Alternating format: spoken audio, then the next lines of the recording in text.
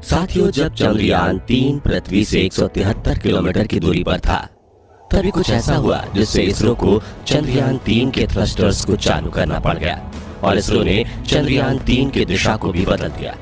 इस घटनाओं के साथ एक बार फिर पूरी दुनिया की निगाहें चंद्रयान-3 की ओर हो गई हैं।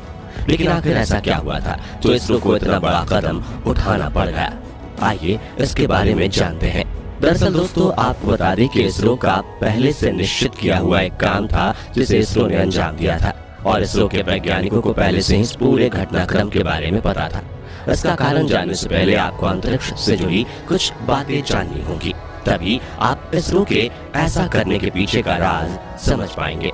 असल में दोस्तों, जब भी कोई यान पृथ्वी से लॉन्च किया जाता है तो वो सीधा अपने लक्ष्य तक नहीं जाता, बल्कि सबसे पहले वो अंडाकार कक्षा में पृथ्वी की परिक्रमा करता है।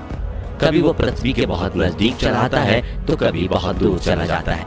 जब वो पृथ्वी के सबसे नजदीक रहता है तो उस समय पृथ्वी की सतह और उस यान के बीच में जितनी दूरी रहती है उसे पेरिगी कहते हैं, और जब वह पृथ्वी से बहुत दूर होता है तो उस समय पृथ्वी की सतह और उस यान की जितनी दूरी रहती है उसे एपोजी कहा जाता है।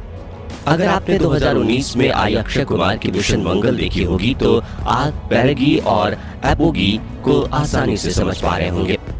जब आप सोच रहे होंगे कि इन बातों का चंद्रयान-3 से क्या लेना देना, तो हम आपको बता दें कि 14 जुलाई को हुए चंद्रयान-3 के लॉन्च में फैट बॉय यानी कि LVM-3 M4 रॉकेट लॉन्च के करीब 17 मिनट बाद चंद्रयान-3 से अलग हो गया था।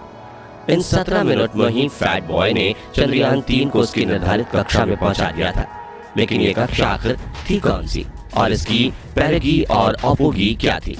तो दोस्तों, फैट बॉय ने चंद्रयान-3 को जिस कक्षा में पहुंचाया था उस समय उसकी सबसे कम दूरी यानी पेरिगी 170 किलोमीटर और सबसे ज्यादा दूरी यानी एपोगी 36,500 किलोमीटर थी। और तब चंद्रयान-3 इसी कक्षा में पृथ्वी की परिक्रमा कर रहा था। अब दोस्तों, आप सोच रहे होंगे कि चंद्रयान-3 को चांद पर जाने के लिए बनाया गया था, न कि पृथ्वी की परिक्रमा करने के लिए।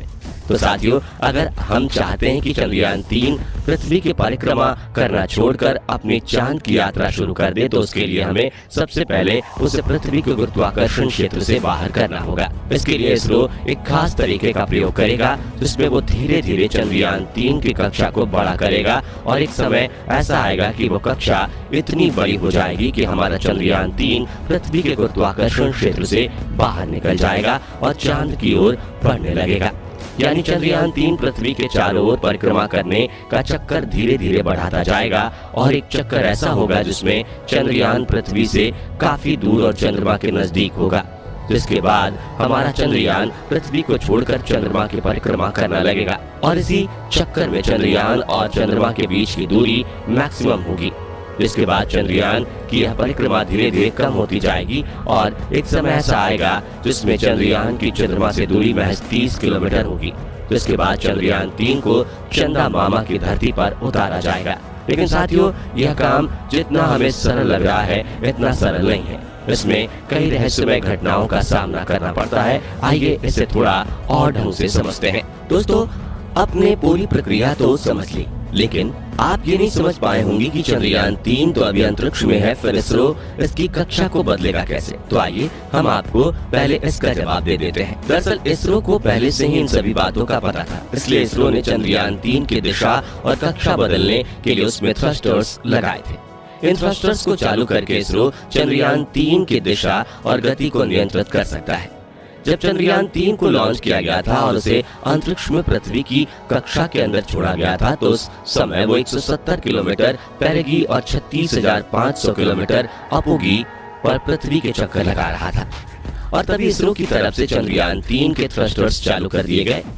इस समय इसरो चंद्रयान-3 के कक्षा बदलने की प्रक्रिया को शुरू कर रहा था, जिसे अंग्रेजी में अर्थ बाउंड फिरिंग कहते हैं। इसकी पुष्टि इसरो ने 15 जुलाई 2023 को किया अपने ट्वीट में।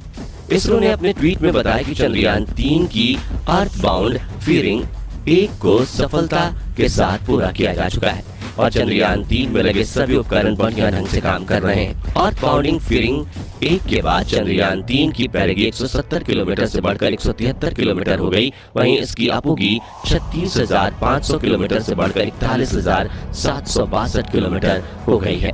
इसरो प्रमुख ने बताया कि अपनी पूरी यात्रा के दौरान 5 बार चंद्रयान की कक्षा बदली जाएगी। 17 जुलाई को किए गए ट्वीट में इसरो ने बताया कि इसरो ने सफलता के साथ चंद्रयान 3 को दूसरे अर्थबाउंड फेयरिंग 2 को भी कर लिया है। इसी के साथ साथ अब चंद्रयान 3 226 किलोमीटर की पैदगी और 41,600 किलोमीटर की अपोगी पर पृथ्वी की परिक्रमा करने लगा है। इसरो ने 18 जुलाई को किए अपने ट्वीट में बताया कि चंद्रयान 3 की अर्थ बाउंडिंग फेयरिंग 3 को भी सफलता के साथ पूरा कर लिया गया है। चंद्रयान 3 अब अपनी तीसरी कक्षा में प्रवेश कर चुका है। अपने इस तीसरी कक्षा में चंद्रयान 3 की पैदगी 228 किलोमीटर और अपोगी 51,400 किलोमीटर है, जिस पर ये वर्तमान में पृथ्वी का चक्कर लगा रहा है। साथ ही इसरो की तरफ से ये भी बता दिया गया कि चंद्रयान 3 को 20 जुलाई दोपहर के 2:03 पर उसकी चौथी कक्षा में भेजा जाएगा।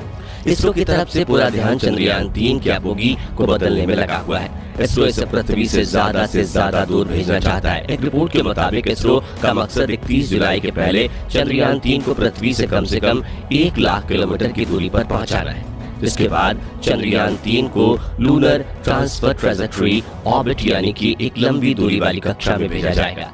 इस लूनर ट्रांसफर ट्रेजेक्टरी ऑर्बिट में चंद्रयान 3 5 दिनों तक यात्रा करेगा और 5 से 6 अगस्त को हमारा चंद्रयान 3 चांद की कक्षा में प्रवेश करने के लिए तैयार हो जाएगा, जहां पर चंद्रयान 3 के प्रपल्सन सिस्टम को चालू किया जाएगा और इसको थ्रस्टर्स की मदद से चांद की कक्षा में भेजा जाएगा। शुरुआत में चंद्रयान 3 चांद की परिक्रमा को 100 × 100 किलोमीटर वाली गोल कक्षा से शुरू करेगा। फिर जैसे जैसे समय आगे बढ़ेगा इसरो के द्वारा इसकी दूरी को घटाया जाएगा। 17 अगस्त को पेलोड, लैंडर और रोवर मॉड्यूल से अलग हो जाएंगे और उसके बाद लैंडर और रोवर को चांद की अंडाकार कक्षा में लाया जाएगा, जिसकी अधिकतम दूरी 100 किलोमीटर और न्यूनतम दूरी 30 किलोमीटर होगी।